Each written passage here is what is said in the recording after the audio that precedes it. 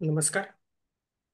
विश्व नम- मराठी परिषद आयोजित जीवनाचे आणि जीवनशैलीचे व्यवस्थापन या ऑनलाईन कार्यशाळेमध्ये तिसऱ्या सत्रामध्ये आपलं सर्वांचं पुन्हा एकदा मनपूर्वक स्वागत आहे.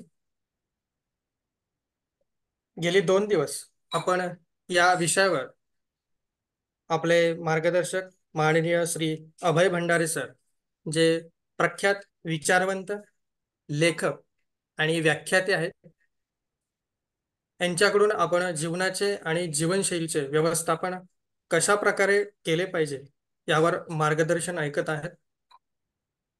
तर आजचा तिसरा भाग, तर जास्त वेळ न घेता सरांना विनंती करेल की आपण आजच्या विषयाला सुरुवात करावी. नमस्कार सर. नमस्कार. जीवनशैलीचे व्यवस्थापन हे आपल्या कार्यशाळेमध्ये आजचं हे तिसरं सत्र आहे आपलं. तुम्हा सर्वांचं मनपूर्वक स्वागत.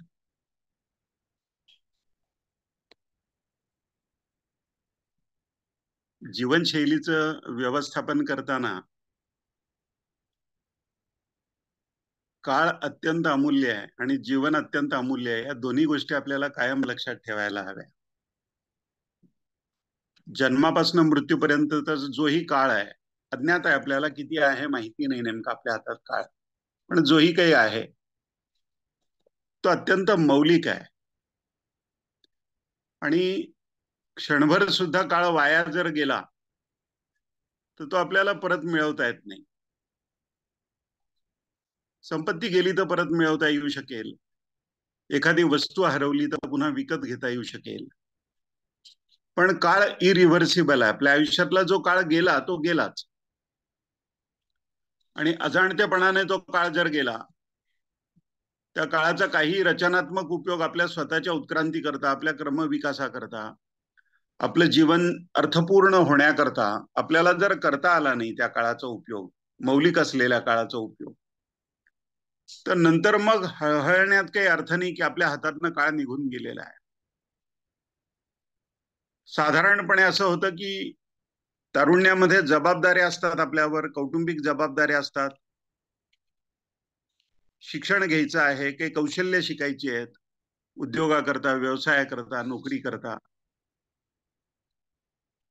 नोकरीमध्ये आपण उत्तरदायित्व असतं, आपल्यावर जबाबदारी असते, कुटुंबाची जबाबदारी असते.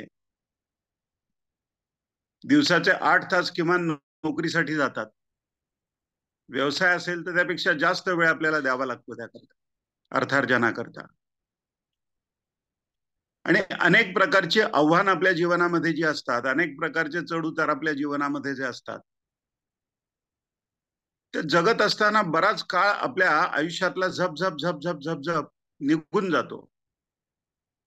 जणू आपल्याला कळतच नाही की आयुष्यातली एक 20-25 वर्ष ऐन तारुण्यातली कशी निघून गेली. तर जीवन गतिमान आहे.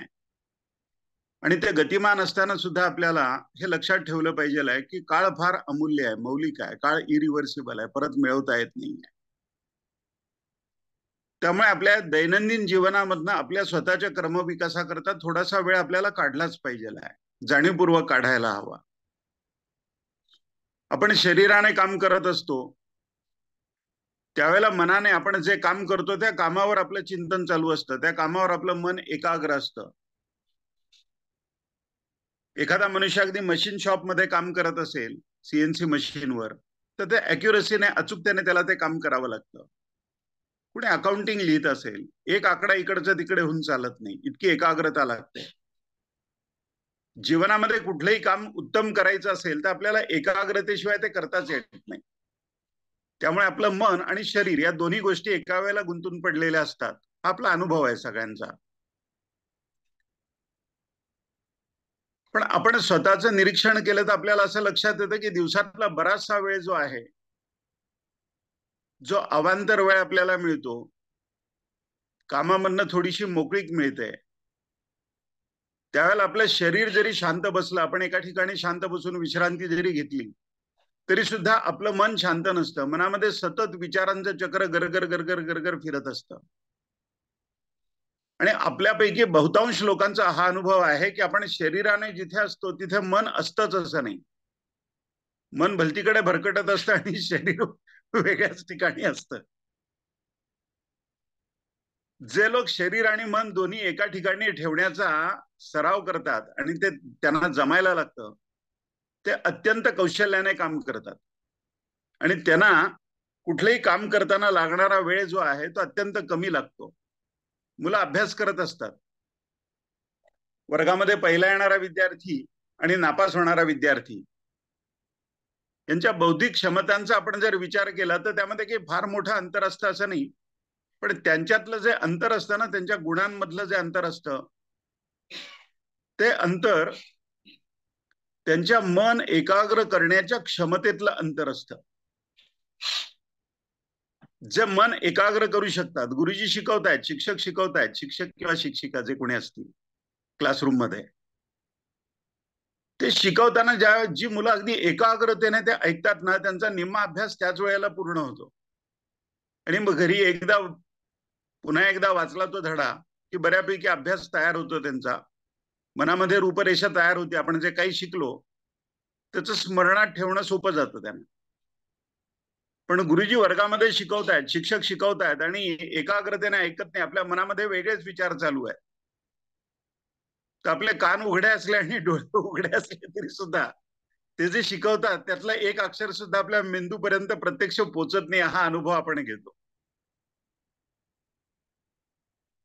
त्यामुळे मन आणि शरीर दोन्ही एका ठिकाणी असण्याचा सराव आपल्याला करायला हवा. जीवनाचं व्यवस्थापन करताना आपल्या हातातला मर्यादित काळ, जी कौशल्य आपल्याला शिकायची आहेत, जे अर्थार्जन आपल्याला करायचं आहे, शिकलेल्या कौशल्यांचा विनियोग, उपयोग आपल्याला करायचा आहे जीवन जगताना, या सगळ्या गोष्टींमध्ये जेवढ्या कौशल्याने या गोष्टी आपल्याला जमतील तेवढं उत्तम आहे. ऑलिम्पिकमध्ये क्रीडा स्पर्धा असतात. त्या क्रीडा स्पर्धांमध्ये अनेक प्रकारचे खेळ असतात. काही खेळ तर असे असतात की जिम्नॅस्टिक्स सारखे, की त्याच्याकरता एक एक मिनिटाचाच कालावधी आहे फक्त. तुम्ही जे काही कराल ना ते त्या एका मिनिटातच तुम्हाला करायचं आहे. मग तिथे कस लागतो आपला गुणवत्तेचा. आणि ज्या वेळेला ऑलिम्पिकमध्ये गोल्ड मेडल मिळवणाऱ्या त्या मुलांचं, त्या मुलींचा आपण खेळ पाहतो आणि ज्या अत्यंत अरुंद असलेल्या त्या स्टँडवर ते उलट सुलट उड्या हवेत मारतात, स्पिन करतात स्वतःचं शरीर हवेत आधांतरी उडी घेऊन, 1 2 3 4 पाय जमिनीवर न टेकता हवेत 2 3 4 गिरक्या घेतात आणि परत कमरेपेक्षा जास्त उंचीवरच्या त्या स्टँडवरनं खाली समोर उडी मारतात आणि शरीराचा तोल न जाता परत दोन्ही पायावर एकसारखे उभे राहतात. एकच मिनिटाचा वेळ असेल कदाचित, पण त्या एका मिनिटाच्या वेळामध्ये त्या सगळ्या कसरती इतक्या कौशल्याने करतात त्या, की त्या कौशल्याने जगात कुणाला त्या करता आल्या नाही या कारणाकरता त्यांना सुवर्ण पदक मिळतं. मग राष्ट्राचा ध्वज फडकवला जातो. एका मिनिटाची किंमत काय आहे हे ते कौशल्य बघितलं की आपल्याला कळतं. पण त्या एका मिनिटामध्ये ते कौशल्य प्रदर्शित करण्याकरता कित्येक वर्ष अगोदर सराव करावा लागतो. ही तपस्या आहे, ही साधना आहे. आणि ती जेवढ्या एकाग्रतेने मनुष्य करेल तेवढ्या एकाग्रतेने ती साधना केल्याचा परिणाम त्याला दिसतो. उत्तम खेळ खेळताना, अध्ययन करताना, अभ्यास करताना, मॅनेजमेंटमध्ये मोठे मोठे शेकडो कोटी रुपयांचा निधी ज्या कारणाकरता वापरायचा आहे, ज्या पद्धतीने इन्व्हेस्ट करायचा आहे, त्याकरता शांत डोक्याने फंड मॅनेजर्स जे आहेत मोठ्या मोठ्या वित्त संस्थांचे, ते जे निर्णय घेतात, त्यांनी 1 तासभर एकत्र मीटिंग मध्ये फंड मॅनेजर्सनी चर्चा करून जगाचं अर्थशास्त्र प्रभावित करेल, कॅपिटल मार्केट प्रभावित करेल या पद्धतीच्या ज्या घडामोडी घडत असतात, करंट अफेअर्स जे असतात त्यातले, त्याचं अध्ययन करून त्यांनी निर्णय घ्यायचा आणि त्यांनी घेतलेल्या निर्णयावर हजारो कोटी रुपयांच्या गुंतवणूकदारांचं भविष्य, त्यांची गुंतवणूक त्यांना आणखीन काही पैसे मिळवून देणार का, लाभ मिळवून देणार का, का त्यांची गुंतवणूक आतबट्ट्यात येणार, नुकसान होणार त्यांचं, हे ठरवणारे क्रुशियल म्हणतात या पद्धतीचे अत्यंत मौलिक निर्णय त्यांना घ्यावे लागतात. याकरता मनाची एकाग्रता लागते. एकाच वेळेला अनेक प्रकारच्या गोष्टींचं आकलन करून घेऊन त्यांचा समन्वय साधण्याची एक क्षमता मानवी मनामध्ये, आपल्या बुद्धीमध्ये विकसित व्हावी लागते. आणि या पद्धतीने आपल्या बौद्धिक क्षमतांचा क्रमविकास करणारे लोक जे आहेत ते आपल्याला समाजात नेहमी वरच्या स्तरावर दिसतात. फक्त शारीरिक श्रम करणारे लोक जे आहेत ते प्राथमिक स्तरावर दिसतात, अगदी खालच्या पायरीवर दिसतात बिचारे. त्यांचा क्रमविकास व्हायलाही मर्यादा असतात, त्यांना अर्थार्जन किती मिळावं याच्यावरही मर्यादा असतात, त्यांचं जीवन अत्यंत सामान्य पद्धतीने जातं. पण ज्या प्रमाणामध्ये तुम्ही बौद्धिक क्रमविकास आपला करत जाता त्या प्रमाणामध्ये तुमच्या पुढे एक एक एक एक एक एक एक एक दालन भविष्यामध्ये तुम्हाला खूप प्रगती करता येईल या पद्धतीचं उलगडत जातं, उघडत जातं.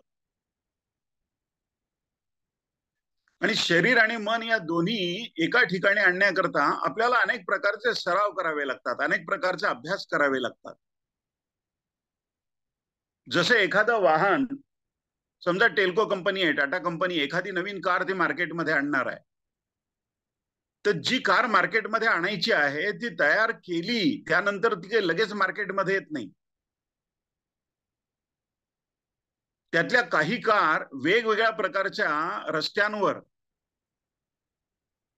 1,000, 3,000, 4,000, 5,000 किलोमीटर त्या चालवल्या जातात, त्याची ट्रायल घेतली जाते, त्यातले गुणदोष जे आहेत ते तपासले जातात आणि जास्तीत जास्त निर्दोष उत्पादन रस्त्यावर कशा पद्धतीने येईल याची काळजी ती कार मॅन्युफॅक्चरिंग कंपनी घेते. जगातल्या सगळ्या कंपन्या हे करतात आणि त्याकरता फंडामेंटल रिसर्च त्यांना करावा लागतो. फ्युएल एफिशियन्सी पासून रस्त्यावर ते सस्पेन्शन, त्या प्रकारचे चित्रविचित्र प्रकारचे रस्ते, त्या रस्त्यांकरता ते सस्पेन्शन उत्तम आहे का, जो मनुष्य चालवणार आहे त्याचा कम्फर्ट काय आहे, त्याची किंमत किती आहे, किमतीच्या प्रमाणामध्ये आपण योग्य देतोय का गोष्टी त्यांना. बाजारामध्ये इतर कंपन्या ज्या पद्धतीने उत्पादन देतात त्या उत्पादनांच्या रांगेमध्ये आपलं उत्पादन जे आहे ते उजवं ठरेल का डावं ठरेल या सगळ्या गोष्टींचा विचार त्यांना करावा लागतो स्ट्रॅटेजी ठरवताना. आपल्या जीवनाचं व्यवस्थापन करताना आपण किती लोकांमध्ये उजवे ठरू शकतो, किती लोकांमध्ये आपण प्रभावी ठरू शकतो, किती लोकांपेक्षा किती प्रकारच्या गुणवत्ता आपल्याला जास्त आत्मसात करता येतील, याचं चिंतन, याचा अभ्यास, यासाठीची एकाग्रता, यासाठीची व्यग्रता आपल्याला आत्मसात करावी लागते. त्यासाठी शरीराची तयारी हवी, त्यासाठी मनाची तयारी हवी, त्यासाठी शरीर आणि मन यांच्यामध्ये संतुलन हवं, विलक्षण संतुलन हवं. म्हणून काल आपण आचार, विचार, आहार आणि विहार या 4 गोष्टींचं चिंतन केलं. ज्या लोकांमध्ये या पद्धतीचं संतुलन विलक्षण होतं त्या लोकांनी हे जग विस्मयचकित होईल इतकी प्रगती एकाच जीवनामध्ये करून दाखवली. अतर्क्य वाटावं, मानवी बुद्धी कुंठित व्हावी इतका आश्चर्यकारक गुणवत्ता त्या लोकांनी संपादन केली एकाच जन्मामध्ये. त्या लोकांमध्ये आणि आपल्यामध्ये काय मूलभूत अंतर असतं सामान्य मनुष्यात आणि या अलौकिक पुरुषांमध्ये, अलौकिक व्यक्तींमध्ये, की एकाच जन्मामध्ये ते प्रचंड यश संपादन करतात. त्यातला काही पूर्वकर्माचा भाग असू शकेल त्यांना मिळणारं यश, पण या जन्मामध्ये जी कौशल्य ते विकसित करतात ती कौशल्य कशी विकसित केली, किती किती उत्कटतेने ती केली. जसं एपीजे अब्दुल कलाम राष्ट्रपती झालेले आपल्याला माहिती आहेत, मिसाईल मॅन म्हणून माहिती आहेत, भारतरत्न म्हणून आपल्याला माहिती आहेत, पण शास्त्रज्ञ म्हणून काम करत असताना हॉटेल अशोकामध्ये विक्रम साराभाई जे त्यांना सिनियर होते, ज्येष्ठ होते अणुशास्त्रज्ञ, त्या विक्रम साराभाईंच्या भेटीकरता ज्यावेळेला ते तिथे गेले त्यावेळेला भेटीची जी काही वेळ होती मध्यरात्रीची वेळ आहे आणि त्यावेळेला त्याने 15 का 20 मिनिटं फक्त दिलेली आहेत विक्रम साराभाईंनी भेटण्याकरता. इतकी त्यांची दिवसभराचं शेड्यूल सगळं ठरलेलं असायचं, सगळी व्यग्रता ठरलेली असायची त्यांची आणि अत्यंत महत्वाचे निर्णय घेणाऱ्या तेवढ्याच लोकांना ते भेटायचे, तेवढ्याच लोकांना भेटू शकायचे. परीक्षेला जाणारा विद्यार्थी त्या परीक्षेच्या हॉलमध्ये प्रवेश करेपर्यंत शेवटच्या क्षणापर्यंत जसा वाचत असतो ना, आपण 10वी-12वीत अनुभव घेतलेला आहे तो, त्या पद्धतीने त्या हॉटेल अशोकाच्या त्या लॉबीमध्ये विक्रम साराभाईंची भेटीची जी वेळ आहे त्या वेळेला बरोबर आपण त्यांच्या रूम मध्ये जाणार आहोत आणि त्यांच्याशी बोलणार आहोत, महत्वाच्या काही विषयांवर चर्चा करणार आहोत आणि ती चर्चा आपल्याला 15 मिनिटात, 18 मिनिटात किंवा 20 मिनिटात संपवायची आहे. आणि अत्यंत महत्वाची चर्चा, नेमक्या किती मुद्द्यांवर आपल्याला बोलायचं आहे, किती वेळ आपल्याला बोलता येईल या विषयावर आपण बोलल्यानंतर त्यांचा प्रतिसाद काय असणार, त्यानंतर आपल्याला काही शंका असेल तर त्या शंकांचं निरसन आणि निर्णय करून आपल्याला त्या 15-20 मिनिटात बाहेर पडायचं आहे. हे सगळं गणित डोक्यामध्ये ठेवून एपीजे अब्दुल कलाम त्या हॉटेल अशोकाच्या त्या लॉबीमध्ये त्या भेटीची जी वेळ आहे त्यांची, त्याच्या अगोदर एक अर्धा तास तिथे पोहोचलेले आहेत आणि त्यांच्या हातात ती डॉक्युमेंट्स आहेत ज्या विषयांवर चर्चा करायची आहे त्या सगळ्या विषयांवर ते पुन्हा पुन्हा नजर फिरवतायत, आपल्या मनामध्ये आराखडा तयार करतायत की आपल्याला काय बोलायचंय, किती बोलायचंय, काय प्रश्न विचारायचे आहेत, काय शंका आपल्या मनामध्ये आहेत, काय निर्णय त्यांच्याकडनं घ्यायचे आहेत आपल्याला, आणि त्या विषयावर आपला स्वतःचा फीडबॅक काय असणार, आपला प्रतिसाद काय असणार, त्यावर काही चर्चा करणं जरुरी पडेल की नाही पडेल माहिती नाही आहे. एका एका क्षणाचा, एका एका मिनिटाचा विचार त्यांनी केलेला आहे. ज्या वेळेला वेळ आपण काळ या दृष्टीने एक एक क्षण इतका मौलिक आहे असं समजून ज्या वेळेला त्या काळाचा विनियोग करतो त्यावेळेला आपल्या जीवनामध्ये आश्चर्यकारक अनुभव आपल्याला येतात. शिवाजी राजांच्या आणि अफजल खानाच्या भेटीच्या वेळेला सय्यद बंडाने जो दांडपट्टा फिरवला, शिवाजी राजांच्या जिरेटोपाजवळ कपाळाला एक जखम झाली त्यामुळे, पण त्याचा तो दांडपट्टा त्याच्या हातासह हवेमध्ये कलम करण्याकरता जीवा महालेंनी ज्या चपळाईने तलवार फिरवली स्वतःची, एक क्षण जर उशीर झाला असता तर काय झालं असत्याची आपल्याला कल्पना नाही करता येत. तिथे प्रत्यक्ष मृत्यू जणू समोर उभा आहे शिवाजीराजे. एका क्षणाचं आपल्या राष्ट्रपुरुषांच्या जीवनातलं हे महत्व आहे आणि तो इतिहास आपण 400 वर्ष त्याचं स्मरण केलं आणि इथूनही पुढे शतकानुशतका कदाचित त्याचं स्मरण करू, पण त्यांचं जीवन प्रभावित करणारे हे क्षण आहेत. अवघ्या 50 वर्षाच्या आयुष्यामध्ये असे कित्येक क्षण शिवाजीराजांच्या जीवनामध्ये आले की अशा एका एका क्षणाचं अत्यंत महत्व आहे त्यांच्या जीवनामध्ये. केवळ त्यांच्या वैयक्तिक जीवनातलं ते महत्व नाही, आपल्या राष्ट्रीय जीवनामधलं ते महत्व आहे. तर त्यामुळे काळ क्रुशियल असतो, अतिशय काळ अत्यंत महत्वाचा आहे. काळ एकमार्गी आहे, तो परत मिळवता येत नाही गेलेले क्षण आपल्या आयुष्यातले. तर त्यामुळे काळाचं हे आकलन, काळाबद्दलचं आकलन आपल्या मनामध्ये पक्क असावं लागतं. विवेकानंदांचं एक वचन आहे, स्वामी विवेकानंद म्हणतात, let us stop unnecessary fretting and fuming. निरर्थक बाष्पळ गप्पा थांबवा म्हणतात, त्याचा काही उपयोग नाहीये आयुष्यात. Let us calmly and in a manly fashion go to work. आपल्याला जे काम करायचं आहे ना ते शांतपणाने आणि जणू रसरष्ट पौरुष आपल्यामध्ये आहे, ते काम करण्याच्या सर्व प्रकारच्या क्षमता, चरम विकास त्या क्षमतांचा आपल्यात झालेला आहे, आपल्या जीवनामध्ये, आपल्या चारित्र्यामध्ये, व्यक्तित्वामध्ये. असं गृहीत धरून ते काम अत्यंत एकाग्रतेने, अत्यंत शांतपणाने करायला पुढे चला. Let us calmly and in a manly fashion go to work instead of dissipating our energy. ऊर्जेचा निरर्थक क्षय करण्यामध्ये, in unnecessary fretting and fuming, बाष्फळ बडबड करण्यामध्ये आपल्या शक्तीचा, आपल्या ऊर्जेचा क्षय करण्यापेक्षा जेही काम आपल्याला करायचंय ते पूर्ण एकाग्रतेने, शांततेने, सर्व क्षमतापणाला लावून आपण करूया. तर आपण अशक्य वाटणाऱ्या गोष्टी एकाच जीवनामध्ये साध्य करू शकू. याकरता अनेक प्रकारचे सराव, अनेक प्रकारच्या गुणवत्ता आपल्या मनामध्ये आपल्याला विकसित कराव्या लागतात. वेळेचं महत्व कळणं, काळाचं महत्व कळणं, त्या काळाचा उपयोग करून घेणं, त्याकरता आकलन करून घेणं.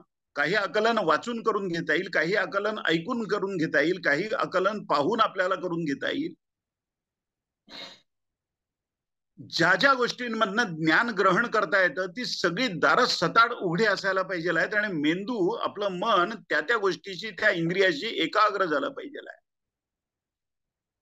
त्यावेळेला ती ज्ञानाची प्रक्रिया पूर्ण होते आणि मग त्या ज्ञानाचं प्रत्यक्ष कर्मामध्ये रूपांतरण, जे आकलन तुम्हाला झालेलं आहे त्या आकलनाचं प्रत्यक्ष ऍप्लिकेशन तुम्हाला करायचं आहे. त्याप्रमाणे घडवायच्या आहेत गोष्टी, प्रत्यक्ष काम त्याप्रमाणे झालं पाहिजे आहे. नुसतं आकलनही पुरेसं नाहीये. एका पंखाचा पक्षी थोडाच उडू शकणार आहे. 2 पंख लागतात त्याला, एक ज्ञानाचा आणि एक कर्माचा. विवेकानंद म्हणतात ज्ञानही हवं आणि कर्मही हवं, दोन्ही गोष्टी हव्या. तर जीवनाचं व्यवस्थापन करताना अशा अनेक गोष्टींचा समन्वय लागतो. या समन्वयाबरोबरच काही जीवनमूल्य आपल्याला जोपासावी लागतात आणि ती जीवनमूल्य जी आहेत ती संस्काराच्या रूपाने आपल्याला कुटुंबातून मिळायला लागतात. जसं एखादा मुलगा व्यवसाय सुरू करतो त्यावेळेला त्याचे वडील त्याला काही भांडवल देतात. एक लहान मूल शाळेमध्ये जातं त्यावेळेला शिदोरी म्हणून आई त्याला डबा देते मधल्या सुट्टीमध्ये खाण्याकरता, भूक लागेल त्यावेळेला. तर या पद्धतीची शिदोरी त्याला कुटुंबामधनं मिळते. ती कुटुंबातनं मिळणारी शिदोरी जी आहे ती फक्त अन्न या स्वरूपात मिळत नाही, ती फक्त संपत्ती या स्वरूपात मिळत नाही, ती संस्कार या स्वरूपामध्ये खूप मोठ्या प्रमाणावर मिळते. आणि ते संस्कार जे लहानपणी झालेले आहेत त्या मुलावर, ते संस्कार जन्मभर त्याच्या जीवनाला नेमका आकार देण्याकरता ते संस्कार त्याला मदत करतात. अगदी साधे साधे वाटणारे संस्कार आहे, साधी साधी वाटणारी संवेदनशीलता आहे. आणि ही संवेदनशीलता फक्त आई वडील किंवा पालक आपल्या अपत्यांना शिकवतात असं नाही, आपली अपत्य पण आपल्याला शिकवतात. शिकणं आणि शिकवणं ही प्रक्रिया एका वेळेला चालते.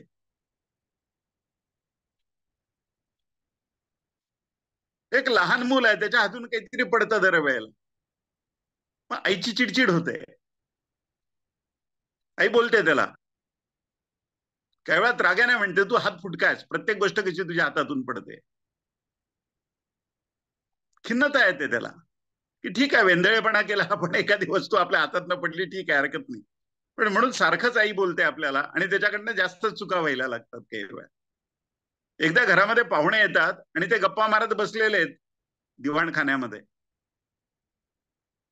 आणि आई एका ट्रे मध्ये त्यांच्यासाठी चहा कब्बशांमध्ये घेऊन स्वयंपाक घरातनं दिवाणखान्यामध्ये येत आणि ती येताना अचानक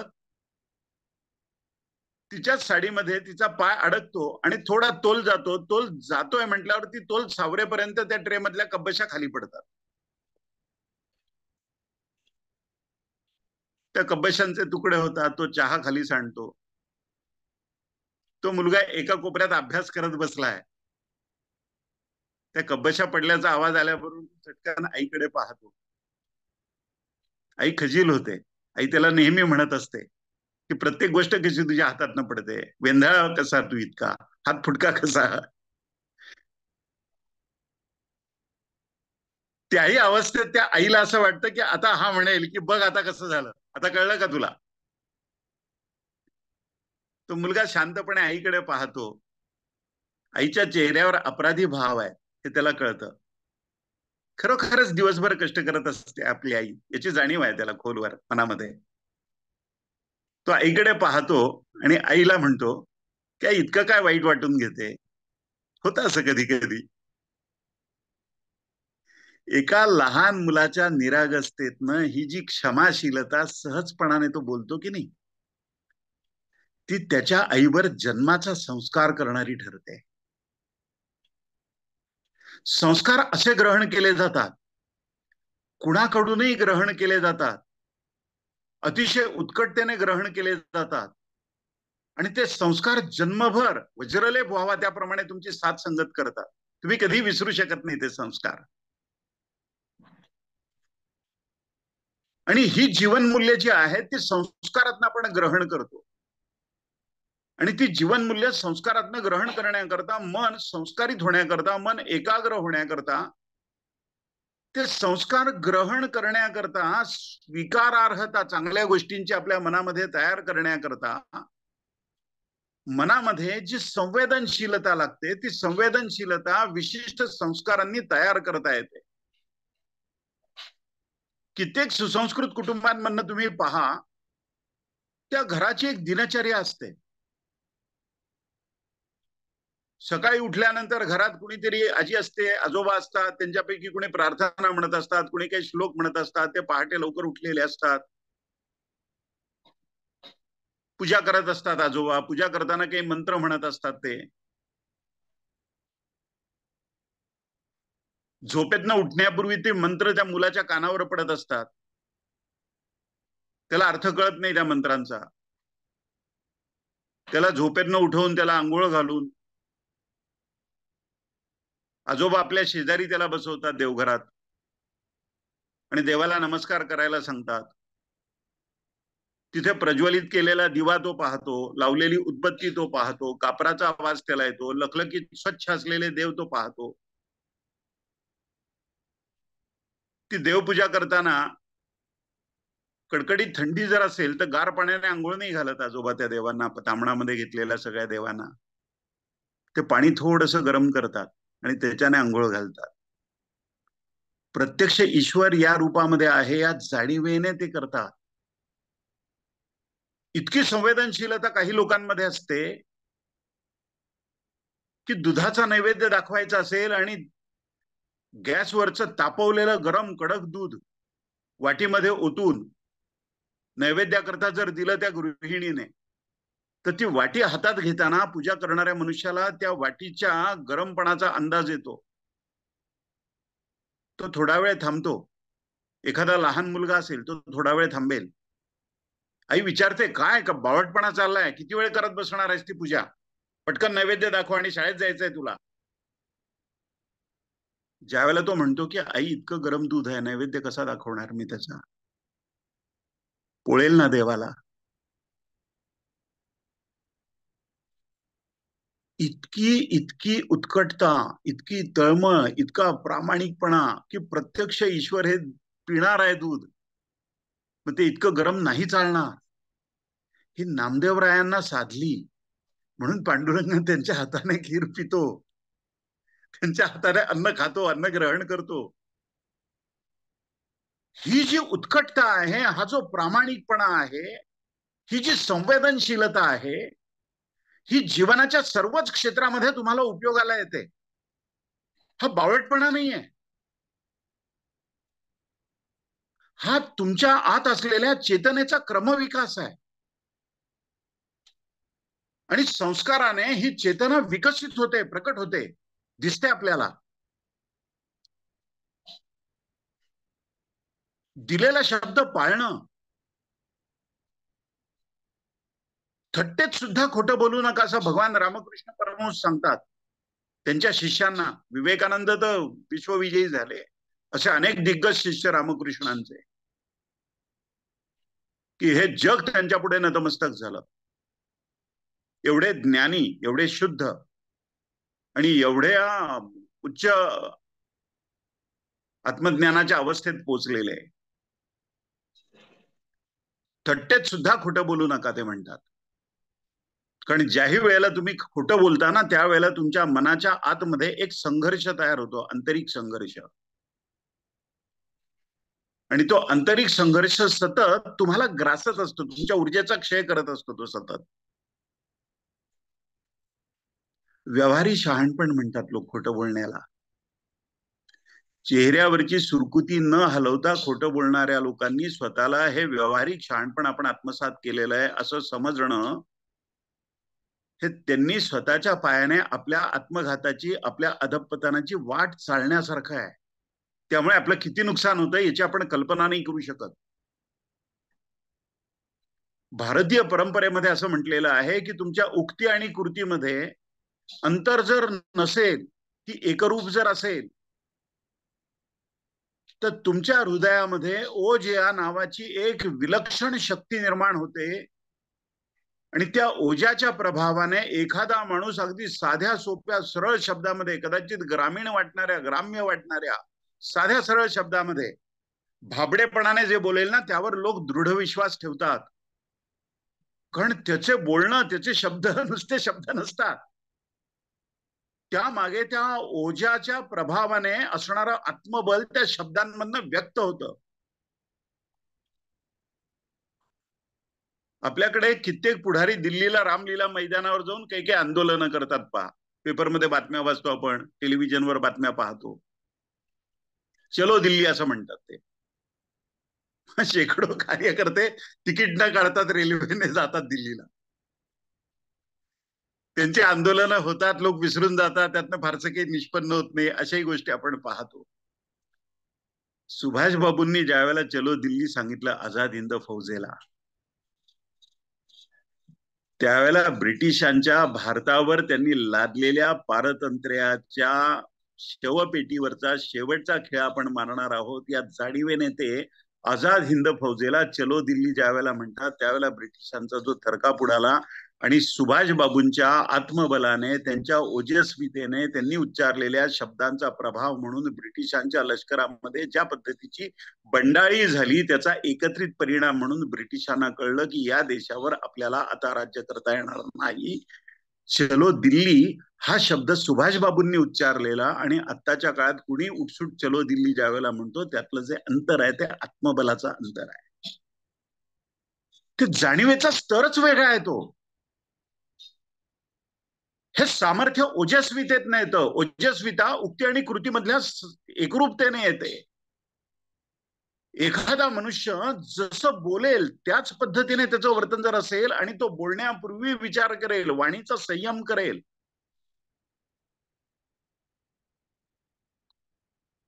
त्यावेळेला त्याच्या बोलण्याला मंत्राचं सामर्थ्य येतं. आणि याचा प्रत्यक्ष अनुभव जर आपल्याला घ्यायचा असेल तर आपण वाचा, विवेकानंदांची काही वचनं वाचा. ती वचनं वाचताना तुमच्या शरीरावर रोमांच येतात, अंगावर. एक भारतीय तरुण संन्यासी नरेंद्र किंवा विवेकानंद या नावाचा अमेरिकेमध्ये सर्वधर्म परिषदेला जातो. जगाच्या पाठीवरच्या सगळ्यात प्रगत त्यावेळेच्या राष्ट्रामध्ये, अमेरिकेमध्ये, त्या आर्ट इन्स्टिट्यूटमध्ये हा तरुण मनुष्य अमेरिकेतल्या 5-7 हजार उच्च विद्या विभूषित स्त्री पुरुषांसमोर उभा राहतो. आणि त्या मनुष्याने बोललेलं अवघ्या 5-5.5 मिनिटाचं पहिलं व्याख्यान आहे त्यांचं सर्वधर्म परिषदेतलं, की ज्या व्याख्यानाने त्यांना दिग्विजयी केलं, ज्या व्याख्यानाने जिंकून घेतली त्यांनी अमेरिका.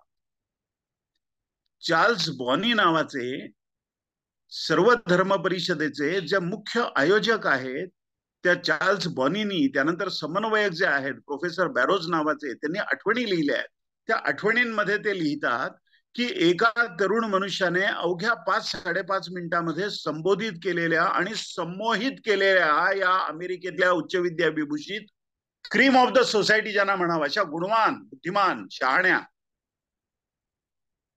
जीवनाच्या वेगवेगळ्या क्षेत्रामध्ये मौलिक काम करणाऱ्या, उच्च पदस्थ असणाऱ्या, निष्णात असणाऱ्या, अत्यंत यशस्वी असणाऱ्या, उद्योग व्यवसायापासून विज्ञानापर्यंत, तंत्रज्ञानापर्यंत, अशा सगळ्या व्यक्ती, तत्वज्ञानापासून अनेक विषयांवर अभ्यास करणारे लोक होते. या सगळ्या लोकांना त्या अवघ्या 5-5.5 मिनिटाच्या एका भाषणामध्ये प्रारंभीच्या विवेकानंदांनी ज्या पद्धतीने प्रभावित केलं, ते पाहून या लोकांनी त्या आठवणींमध्ये लिहिले आहेत की हा खरोखर चमत्कारच आहे, की असं कसं घडू शकतं. एका मनुष्याच्या अवघ्या 5-5.5 मिनिटाच्या छोट्याशा भाषणाने 5-7 हजार लोक आणि संपूर्ण अमेरिकेतला त्यावेळेचा मीडिया, वर्तमानपत्रांचे त्यांचे प्रतिनिधी, दुसऱ्या दिवशी सगळ्या अमेरिकेमध्ये त्या वर्तमानपत्रांमध्ये विवेकानंदांचे फोटो आणि ते जे बोलले त्याचा आशय त्या 5-7 मिनिटाचा. A cyclonic Hindu monk of India. Cyclone म्हणजे वादळ, वादळी व्यक्तिमत्वाचा हा भारतीय संन्यासी, असं वर्णन त्यांनी करून विवेकानंदांचा फोटो आणि त्यांचे जे विचार आहेत ते विचार वर्तमानपत्रांमधून छापले. एक मनुष्य 5-5.5 मिनिटांमध्ये जे बोलतो, त्या बोलण्यामागे जो ओज आहे, त्या मागे जे आत्मबल आहे, त्याकरता कित्येक वर्ष अगोदर साधना केलेली आहे त्या मनुष्याने. आणि साधना किती केलेली आहे. विवेकानंदांचा सहवास ज्या ज्या लोकांना लाभला, त्या लोकांनी स्वामी विवेकानंदांकडे एक व्यक्ती म्हणून त्यांचं वर्तन कसं पाहिलं, याच्या ज्या आठवणी आहेत त्या रामकृष्ण मठाने प्रकाशित केलेल्या आहेत. आणि त्या प्रकाशित केलेल्या आठवणींमध्ये ज्या मराठी लोकांचा आणि स्वामी विवेकानंदांचा संपर्क आला आणि त्यांच्याकडे वास्तव्य स्वामीजींचं होतं त्यांच्या घरी, अशा काही लोकांच्या आठवणी आहेत. त्यातल्या वाईमध्ये असलेल्या जोशी नावाच्या एका कुटुंबातली एक आठवण अशी आहे की त्यांनी असं लिहिलेलं आहे, त्या यशोदाताई होत्या, त्या रोजनिशी लिहायच्या. त्या म्हणायच्या की हा संन्यासी ज्यांना ते राव बहादूर जोशी घेऊन आले घरी, की आपण माझ्या घरी वास्तव्य करा, त्या तरुण संन्याशाची अलौकिक गुणवत्ता पाहून, त्याचं बोलणं, त्याचं प्रभुत्व शास्त्रांवरचं, त्याचं वक्तृत्व, त्याचं व्यक्तिमत्व इतकं प्रभावी होतं की त्यांना ते घरी घेऊन आले. महाबळेश्वरचा तो प्रसंग आहे. आणि ते घरी घेऊन आले आणि त्यांच्या घरी काही 8-10 दिवस, कदाचित 15 दिवस असेल, त्यांचं वास्तव्य स्वामीजींचं होतं. आणि त्यांनी असं लिहिलंय आठवणींमध्ये की हा तरुण संन्यासी रात्री साधारण 9च्या दरम्यान ध्यानाला बसायचा आणि पहाटे 5 वाजता ध्यान विसर्जित करायचा. त्या 10-12 दिवसात, 15 दिवसामध्ये एकदाही या संन्याशाला जमिनीला पाठ टेकवून झोपलेलं त्यांनी पाहिलेलं नाहीये. आपल्या आयुष्यामध्ये या पद्धतीच्या अत्यंत कठोर साधना विवेकानंदांनी ज्या केल्या, त्या साधनांचा परिणाम, त्यांच्यात प्रतिफलित झालेलं आत्मबल, त्यांच्या गुरूंनी संक्रमित केलेलं त्यांच्यावरची जी कृपादृष्टी आहे, ती आशीर्वाद त्यांच्या गुरूंचे आणि त्यांची स्वतःची साधना, याचा एकत्रित परिणाम म्हणून त्या 5 मिनिटामध्ये, 5-5.5 मिनिटात ते जे बोलले, त्याने जग प्रभावित झालं. काळ किती मौल्यवान आहे आणि काळावर तपस्येची प्रक्रिया केल्यानंतर तुमचा प्रत्येक मिनिट, तुमचा प्रत्येक शब्द, तुमचं प्रत्येक वाक्य किती प्रभावी होऊ शकतं, किती गहन आशय ते लोकांमध्ये संक्रमित करू शकतं, याचा अनुभव प्रत्यक्ष घेतात लोक. तर उक्ती आणि कृतीमध्ये यत्किंचित अंतर नको, त्यातनं ओज नावाची शक्ती निर्माण होते. म्हणून थट्टेत सुद्धा खोटं बोलू नये, असं रामकृष्ण परमहंस सांगतात आपल्या शिष्यांना. आपण अंतर्मुखून आपल्या जीवनाचं चिंतन करावं, आपल्या बोलण्याचं चिंतन करावं. खरोखर जरुरी आहे का मी बोलतो ते? का किती अनावश्यक गोष्टींवर मी शक्ती खर्च करत असतो माझी?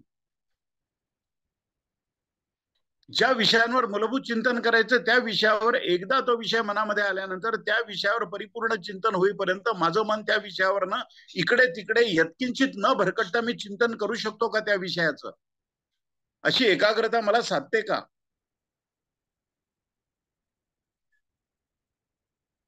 जे जे प्रख्यात गायक झाले त्यांची बैठक काय होती? एकदा आसन मांडून बसले की 8-8 तास ते रियाज करायचे. पंडित भीमसेन जोशींसारखे दिग्गज किमान 3 तास एका बैठकीमध्ये, एका आसनामध्ये रियाज केला तर आसन सिद्ध झालं, बैठक सिद्ध झाली. तिथून पुढे साधना. कुठलाही मनुष्य उगाच मोठा नाही होऊ शकत. अलौकिक गुणवत्तेचा ध्यास ज्या वेळेला मनुष्य घेतो ना, त्यावेळेला त्याप्रमाणे त्याच्या शरीराची, त्याच्या मनाची, ज्या पद्धतीची तयारी तो मनुष्य करून घेतो, ही जी साधना त्या मनुष्याची असते, ती साधना त्याला महान बनवते. आणि त्यानंतर मग मोजक्या काही वेळेमध्ये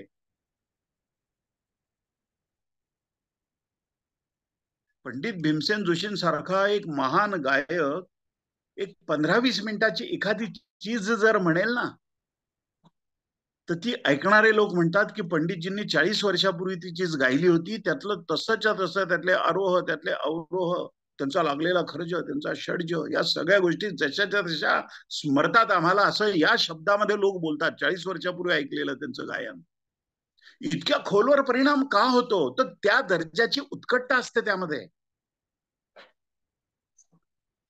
जे सूक्ष्म आहे ते कारण आहे आणि जे स्थूल आहे ते कार्य आहे. आपल्याला कार्य दिसतं कारण ते स्थूल आहे. त्या मागची प्रेरणा जी असते ती सूक्ष्म असते. आणि ती सूक्ष्म प्रेरणा जी आहे ती अंतर्मुख अवस्थेमध्ये पूर्ण विकसित होते. आणि मग त्याच्या कृतीतनं, त्याच्या बोलण्यातनं, त्याच्या अभिनयामधनं, त्याच्या गायनामधनं, एखादं वाद्य वाजवण्यामधनं राजनीतीज्ञ असेल तर जगाचा इतिहास बदलणारे त्याचे निर्णय जे आहेत, त्या निर्णयातनं कदाचित हे जग प्रभावित होतं नंतर, पण त्या अगोदर ही प्रक्रिया सूक्ष्म स्तरावर प्रदीर्घ काळ चाललेली असते. आणि ती त्याच वेळेला चालेल ज्या वेळेला काळ किती मौलिक आहे याचं तुमचं आकलन पक्क असतं. आणि ही टाइम मॅनेजमेंट जी आहे, हे वेळेचं व्यवस्थापन जे आहे, हे जीवनाचं व्यवस्थापन जे आहे, हे भारतीय परंपरेमध्ये हजारो वर्ष यावर चिंतन केलं गेलेलं आहे. रिकामा अर्धघडी राहू नको, ज्ञानेश्वर माऊली म्हणतात. अर्धघडी एक घडी नाही, अर्धघडी. इतकी अचूकता आहे त्यामध्ये. रिकामा अर्धघडी राहू नको म्हणतात ज्ञानेश्वर माऊली हरिपाठामध्ये. देवाची द्वारी उभा क्षणभरी, पण तो क्षण समग्रतेने हवा, पूर्ण हवा. पाहतो एकीकडे, ऐकतो भलतीकडे आहे, विचार डोक्यात तिसराच चाललाय, अशी खिचडी जर झाली तर वेळेचं, काळाचं, जीवनाचं कशाचंच व्यवस्थापन आपल्याला धड करता येणार नाही. ते व्यवस्थापन करण्याकरता आपली सर्व ऊर्जा आपल्याला एकवटता आली पाहिजे. आणि ती ऊर्जा कशी एकवटावी हे लहानपणी संस्काराच्या रूपाने शिकवलं जातं. ज्यावेळेला आजोबा पूजा करतात त्यावेळेला ते म्हणतात की बघ, मी आता मारुती स्तोत्र म्हणतोय, रामरक्षा म्हणतोय, गणपती अथर्व शीर्ष म्हणतोय, बसून ऐक. मग तो ऐकता ऐकता हळूहळू म्हणायला लागतो. मग शंकराचार्यांची काही स्तोत्र म्हणायला लागतो त्यांच्या बरोबर. ती जन्मभर त्याच्या लक्षात राहतात. तो गुणगुणत राहतो, ती पुन्हा पुन्हा पुन्हा पुन्हा ती म्हणत राहतो. त्याच्या आयुष्यामध्ये एक प्रगल्भता ज्या वेळेला त्याचं आकलन करून घेऊन त्याचा अर्थ समजेल अशी त्याच्या जीवनामध्ये येते, तोपर्यंत ती प्रगल्भता येईपर्यंत हा सुप्त संस्कार त्याच्या मनामध्ये त्या श्लोकांच्या, त्या संस्कृत सुभाषितांच्या किंवा त्या शंकराचार्यांच्या स्तोत्रांच्या रूपामध्ये किंवा कुठल्याही देवतांची जी स्तोत्र असतील त्या रूपामध्ये तो संस्कार त्याच्या मनावर एकदा झाला की तो सुप्तावस्थेत संस्कार असतो. आणि ते ती सूक्ष्म अवस्था जी आहे, तो संस्कार त्याच्या प्रत्यक्ष कृतीमधनं, त्याच्या वागण्यातनं, त्याच्या बोलण्यातनं, त्याच्या चारित्र्यातनं, त्याच्या व्यक्तिमत्वाच्या जडणघडणीमधनं व्यक्त होण्याकरता सुप्तावस्थेत वाट पाहत असतो. आणि अनुकूल वेळ आल्यानंतर ज्या वेळेला तो जे म्हणतो मी इतकी वर्ष, त्याचा अर्थ जाणून घेण्याचा प्रयत्न करतो, त्याबद्दल कोणाशी बोलतो, कोणी मार्गदर्शक त्याच्या जीवनामध्ये येतो आणि त्याचा अर्थ त्याला ज्या वेळेला कळतो, त्यावेळेला पूर्णांशाने त्याने लहानपणी जे ऐकलं होतं ते तंतोतंत तसंच्या तसं तो आत्मसात करतो. लोकमान्य टिळकांच्या चरित्रामध्ये लोकमान्य टिळकांनी असं लिहिलेलं आहे की त्यांच्या वडिलांच्या अखेरच्या आजारपणामध्ये भगवद्गीतेचा एक एक अध्याय ते वाचून दाखवत आपल्या वडिलांना. संस्कृत खूप छान होतं त्यांचं, टिळकांचं अप्रतिम होतं, उत्तम गणिती होते, खगोलशास्त्राचं अप्रतिम आकलन होतं, शास्त्रांचं सुंदर आकलन होतं. ज्यावेळेला भगवद्गीतेचा एक एक अध्याय वाचायचे आणि वडिलांना समजून सांगायचे, त्याचा आशय. वडील गेले त्यानंतर काही दिवसांनी, पण वडिलांना त्यांच्या अखेरच्या दिवसांमध्ये भगवद्गीता आपण ऐकवली हे समाधान लोकमान्य टिळकांना मिळालं. आणि पुढे लोकमान्य टिळक असं म्हणतात की मला हे समाधान मिळालं, पण त्याचबरोबर एक खिन्नता अशी होती की भगवद्गीतेकडे वळायला मी इतकी वर्ष का घालवली माझ्या आयुष्यातली, मी अगोदरच भगवद्गीतेकडे वळायला पाहिजे होतं. पण त्या भगवद्गीता, त्याचं वाचन, त्याच्या अर्थाचं चिंतन, आपलं दैनंदिन जीवन अत्यंत व्यग्र जीवन आहे लोकमान्य टिळकांचं. ते प्रकाशित करतात त्या वर्तमानपत्रामध्ये, रोज एक लेख लिहितात, संपादकीय लिहितात. ज्या वेळेला ते वर्तमानपत्र छापणारा जुळारी म्हणतात ना, तो प्रिंटिंग प्रेस मधला, ती वेगवेगळे अक्षराचे जे टाइप्स असतात ते असे जोडून जोडून जोडून ते तयार केलं जायचं आणि मग ते छापलं जायचं जुन्या पद्धतीने. आता प्रिंटिंगची खूपच तंत्रज्ञान सुधारलेलं आहे. तो माणूस ज्या वेळेला येणार नाही ना त्यावेळेला, आता पाऊस चालू आहे, पुण्यामध्ये पूर परिस्थिती आहे. लोकमान्य टिळकांच्या चरित्रामध्ये अशा नोंदी आहेत की गुडघ्या एवढ्या पाण्यामध्ये त्या प्रेसमध्ये उभे राहून लोकमान्य टिळक ते सगळे अक्षर ती जुळवून स्वतः तयार करून, ते सगळं लिखाण करून, ती अक्षर जुळवून, तो वर्तमानपत्र छापून दुसऱ्या दिवशी सकाळी लवकर पहाटे लोकांच्या हातामध्ये ते पडेल याकरता रात्री उशिरापर्यंत जागून छपाई करण्यापासून लेख लिहिण्यापासून त्याच्या वितरणापर्यंत सगळ्या जबाबदाऱ्या लोकमान्य टिळक पार पाडत होते. संपूर्ण भारतामध्ये लोकमान्य टिळकांची जी विलक्षण कीर्ती होती, भारतीय असंतोषाचे जनक म्हणायचे ब्रिटिश लोकमान्य टिळकांना, father of Indian unrest, British साम्राज्याच्या दृष्टीने अत्यंत धोकादायक हा माणूस आहे असं म्हणायचे. आणि लोकमान्य टिळक आपल्याला, आपल्या देशाला, आपल्या मातृभूमीला स्वातंत्र्य मिळवून देणारच देणार याची कोट्यावधी लोकांना जी खात्री होती त्या काळातल्या, त्याचा परिणाम म्हणून उत्तर हिंदुस्थानामध्ये आजही तुम्ही पहा, उत्तर प्रदेशामध्ये, मध्य प्रदेशामध्ये टिळकांचा उल्लेख तिलक भगवान असा करतात. 1920 ते 2024 104 वर्षांनंतर बोलतोय आपण त्यांच्या महानिर्वाणानंतर. इतका विलक्षण आदर ज्या टिळकांबद्दल आहे, ते त्यांचं प्रत्येक कर्म इतक्या अचूकतेने करायचे, इतक्या सहजपणाने करायचे. हे काम हलकं आहे असं नाही, आणि ते काम फार महत्वाचं आहे असं नाही. लंबचौडं व्याख्यान देणं फार महत्वाचं आहे, आणि एखादं क्षुल्लक काम, घर झाडणं, अगदी हलकं काम आहे असं नाही. प्रत्येक काम त्याच गांभीर्याने, त्याच आत्मीयतेने, प्राण ओतून, स्वतःची सगळी शक्ती जी आहे ती एकाग्र करून प्रत्येक काम, हातात असलेलं प्रत्येक काम तितक्याच गांभीर्याने करायचं, तितकंच चांगलं, तितकंच उत्तम करण्याचा प्रयत्न करायचा. एखादा मनुष्य त्याच्या जीवनामध्ये एखादं मोठं कार्य करतो, यावरनं त्याचं मूल्यमापन समाज करतो, पण अत्यंत छोट्यात छोटी कृती तो मनुष्य किती गांभीर्याने करतो, किती संवेदनशीलतेने करतो, यावरनं महान लोकांच्या चारित्र्याची खरी ओळख आपल्याला होते असं विवेकानंद म्हणतात. अगदी लहान वाटणारं, क्षुल्लक वाटणारं काम सुद्धा तो मनुष्य अत्यंत गांभीर्याने करतो.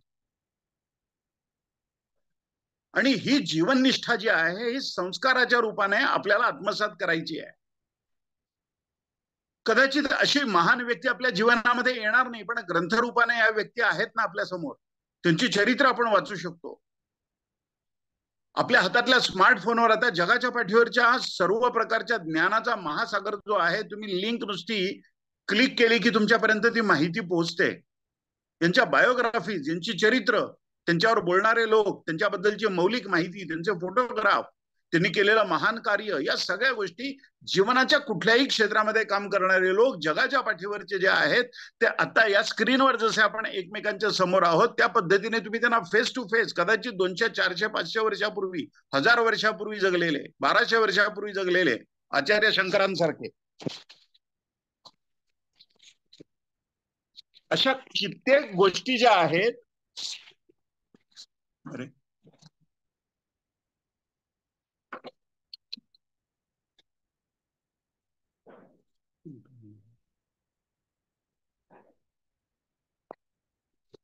अशा कित्येक गोष्टी ज्या आहेत, क्षमस्व थोडस जरा स्क्रीन हे झाला हल्ला, अशा कित्येक गोष्टी त्या उत्कटतेने आपल्याला अनुभवता येतील. आणि त्याकरता प्रत्येक कृती करताना अत्यंत एकाग्रतेने करणं, आपलं शरीर आणि मन एका ठिकाणी असणं जरुरी आहे. वेळेचं व्यवस्थापन, काळाचं व्यवस्थापन, गुणांचं व्यवस्थापन, मानवी व्यवस्थापन, कौशल्याचं व्यवस्थापन, संपत्तीचं व्यवस्थापन, साधनांचं व्यवस्थापन, प्रत्येक गोष्ट व्यवस्थापन या दृष्टीने जेवढ्या अचूकतेने आपण करू तेवढे यशस्वी जीवन आपण जगू. आणि मगाशी मी जे म्हटलं की नापास होणारा विद्यार्थी आणि वर्गात पहिला येणारा विद्यार्थी यांच्यातलं अंतर मन एकाग्र करण्याच्या क्षमतेतलं अंतर आहे. मन एकाग्र करण्याची क्षमता ज्या प्रमाणामध्ये वाढवू ना आपण, ज्या प्रमाणात वृद्धिंगत करू, त्या प्रमाणामध्ये प्रत्येक कामाकरता लागणारा वेळ कमी कमी कमी होत जाईल. अभ्यास करण्याकरता 1 वर्ष लागणार नाही त्या मुलांना मन एकाग्र जर त्यांचं व्हायला लागलं तर 1-2-4 महिन्यामध्ये ते अभ्यास संपवतील. त्यांचा क्रमिक पुस्तकांमधला अभ्यास, शैक्षणिक अभ्यास, त्या 5वी, 6वी, 7वी, 8वीतल्या इयत्तेतला. आणि मग त्यांना जो अवांतर वेळ मिळेल त्या अवांतर वेळामध्ये ते भरपूर वाचन करतील, भरपूर ऐकतील. आणि मानवी मेंदूची जी क्षमता आहे ती अद्भुत आहे, आपण कल्पनाही करू शकत. आईन्स्टाईन यांच्यासारखी विलक्षण गुणवत्ता असणारा माणूस सुद्धा मेंदूची फार थोडीशी क्षमता वापरत होता असं म्हणतात मानसशास्त्रज्ञ. मग सामान्य मनुष्याचा जवळपास मेंदू वापरतच नाही असं म्हटलं तर पाहिजे. इतकी अफाट क्षमता आपल्या मेंदूची, आपल्या मनाची आपण विकसित करू शकतो. आणि ती ज्या प्रमाणात विकसित होईल त्या प्रमाणामध्ये आपल्याला जीवन सर्वस्पर्शी आहे, आपलं आकलन सर्वस्पर्शी होत जातं. अनेक गोष्टींमध्ये एखाद्या मनुष्याला गती असते. त्याला संगीतही कळतं, त्याला तत्वज्ञानही कळतं, त्याला अर्थशास्त्रही कळतं, त्याला शेती कळायला लागेल, त्याला मानसशास्त्र पण समजायला लागेल, त्याला राजनीती कळेल, त्याला प्रशासन कळेल. जीवनाच्या अनेक गोष्टी, सर्वस्पर्शित्व जे आहे ज्ञानाच्या दृष्टीने, ते सर्वस्पर्शित्व त्याच्या जीवनामध्ये आपल्याला दिसतं. श्रीकांत जिचकरांसारखा माणूस, चालता बोलता चमत्कार बांधायचे लोक, अनेक डिग्र्या मिळवल्या, अनेक प्रकारच्या गुणवत्ता बोलताना दिसायच्या त्यांच्याशी बोलताना. मूर्तिमंत ज्ञान त्यांच्या रूपाने जणू काय आहे समोर, या पद्धतीचा अनुभव लोक घ्यायचे आणि अत्यंतिक आदराने त्यांच्याबद्दल लिहितात लोक, आजही बोलतात. तर व्यवस्थापन जीवनाचं जे आहे ते आपल्या क्षमतांचं व्यवस्थापन आहे. क्षमतांचं व्यवस्थापन करताना नुसत्या मनाच्या आणि शरीराच्या शक्तींचा क्रमविकास नाहीये, त्याला असलेलं मूल्यांचं अधिष्ठान जे आहे ना, ते अत्यंत महत्वाचं आहे. फार बुद्धिमान मनुष्य पण दिलेला शब्द पाळत नाही, त्याच्यावर कोण विश्वास ठेवणार? स्वामी विवेकानंद म्हणतात की एक अत्यंत बुद्धिमान पण हृदयशून्य मनुष्य आणि अत्यंत सामान्य बुद्धीचा पण ज्याचं हृदय परिपूर्ण आहे, अशा दोन व्यक्तींपैकी मी सामान्य बुद्धीच्या पण हृदय ज्याचं परिपूर्ण आहे अशा मनुष्याला निवडेन. अत्यंत बुद्धिमान पण हृदयशून्य मनुष्याला मी निवडणार नाही. त्याच्यापासून 4 हात स्वतःला दूर ठेवेन. तर हृदय आणि बुद्धी या दोन्हींमध्ये समन्वय असायला हवा आणि तो समन्वय त्याच वेळेला असेल ज्या वेळेला आपलं मन संस्कारित असेल, ज्या वेळेला आपण मूल्यांचं पालन करू. फक्त ऐहिक यश मिळवणं, फक्त संपत्ती मिळवणं, फक्त नावलौकिक मिळवणं, फक्त चांगलं राहणं आणि चांगलं दिसणं, या उद्देशाच्या पलीकडे चांगलं असणं, ज्याला म्हणतात ना, चांगलं असणं आत्म, की ज्याची नोंद हे जग घेतं. तुम्ही चांगलं असणं जरुरी आहे आणि चांगलं असणं हे तत्वांवर आधारित आहे, मूल्यांवर आधारित आहे, संस्कारावर आधारित आहे. मनुष्याची उंची त्यामुळे वाढते. केवळ चांगलं दिसण्याने उंची वाढत नाही, केवळ संपत्ती असण्याने उंची वाढत नाही. जगाच्या पाठीवरची प्रगत महासत्ता त्याही वेळेला असलेली आणि आजही असलेली अमेरिका, त्या अमेरिकेचे माजी राष्ट्राध्यक्ष बराक ओबामा ज्या वेळेला भारतात आले त्यावेळेला ते म्हणतात की या जगाला, माझ्या मातृभूमीला, माझ्या अमेरिकेला आणि व्यक्तिशः मला अत्यंतिक प्रभावित करणाऱ्या महान व्यक्तीचं चिंतन मी करतो आणि त्यांच्या चिंतन करून त्यांच्या पायी मी नतमस्तक होतो, असं म्हणून स्वामी विवेकानंदांचं चिंतन आणि विवेकानंदांचं स्मरण आपल्या संसदेच्या संयुक्त सभागृहापुढे अमेरिकेचे राष्ट्राध्यक्ष म्हणून बोलताना बराक ओबामांनी अत्यंत आदराने केलं.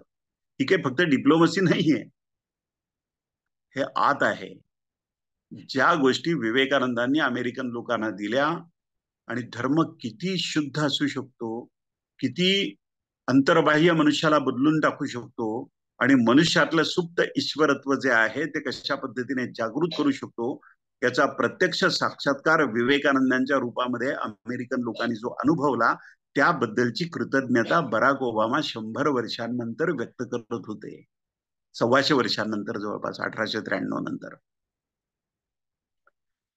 तर चारित्र्याचा, ओजाचा, मूल्यांचा मानवी जीवनावर, समाजावर आणि जीवनाच्या व्यवस्थापनावर किती खोलवर परिणाम आहे, हे या निमित्ताने आज आपण बघितलं.